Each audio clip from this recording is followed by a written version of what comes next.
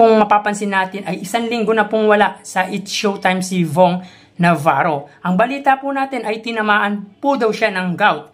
Yan po ay ayon sa asaran ng mga It's Showtime host. At marahil ay may personal na inaasikaso. So, get well soon, Vong Navarro. Sa Itbulaga naman si Ryan Agoncillo at Tito Sen ang wala simula pa noong nag-live sila noong Miyerkules. Siguro dahil may kanya-kanyang appointment na kinaabalahan. Si Raisa May Dizon naman, after ng celebration nito sa Itbulaga last Wednesday, ay lumipad patungong Hong Kong para sa kanyang birthday trip kasama ang kanyang pamilya. Si Bossing Vic Soto din ay wala sa live kanina ng Itbulaga. So quick recap tayo mga kaparokya para sa unang yugto ng ating online viewership ngayong araw po ng Biyernes, June 14. Ang Itbulaga po ay may 96,000 viewers at ang It's Showtime ay may 130,000 viewers. So dito, pagdating sa unang yugto ay angat po ang It's Showtime ng 34,000 viewers. So tara, ating alamin ang online viewership ng dalawang bigating noon time. Para sa Itbulaga under TVJ Facebook page may 2.4 million followers at sa It's Showtime naman na may 18 million followers. So as of 1:42 may kita po natin dito na ang It's Showtime po ay may kasalukuyang segment na especially for you. Samantalang ang Itbulaga naman po ay may Gimme 5. So dito may kita po natin na ang It's Showtime po ay may 21.2 thousand viewers at ang Itbulaga naman po ay may 5.7 thousand live viewers. So dito, angat po ang It's Showtime ng 16,000 viewers sa katapat na noontime show na Itbulaga. So mapunta naman po tayo sa TV Network YouTube channel at unahin po natin ang It's Showtime. Under po yan sa GMA Network YouTube channel na may 35.5 million subscribers. Samantalang ang Itbulaga naman po under TV5 Philippines na may kasalukuyang subscribers na 1.83 million subscribers. So as of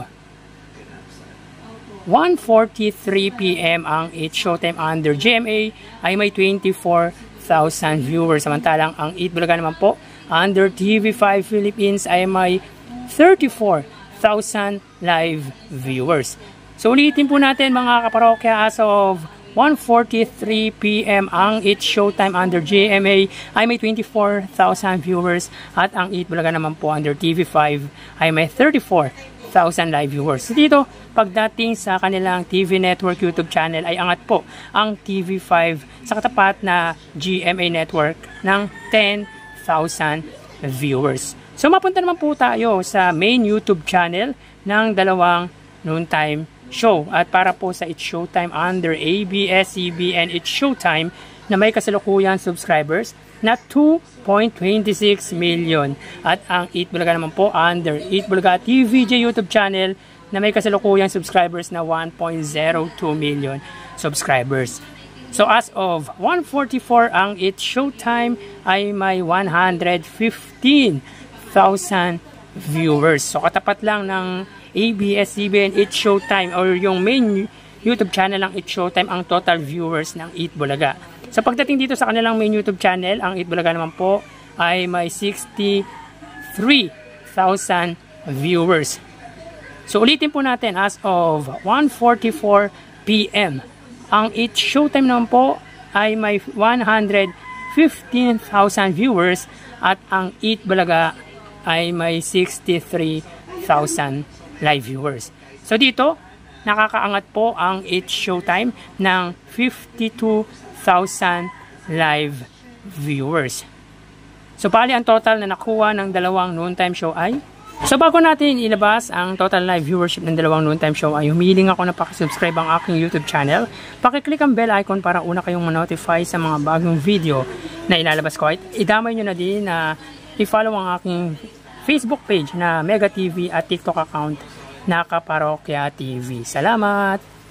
So, ang Itbulaga po ay nakakuha ng total live viewership na 102,000 viewers. Samantalang ang It's Showtime naman po ay 160,000 viewers. So, pagdating dito sa kanilang ikalawang yugto ng ating online viewership ay 58,000 viewers po ang iniangat ng It's Showtime sa Itbulaga. So, again, ang Itbulaga po ay nakakuha ng 102,000 viewers at ang It's Showtime naman po ay 160,000 live viewers.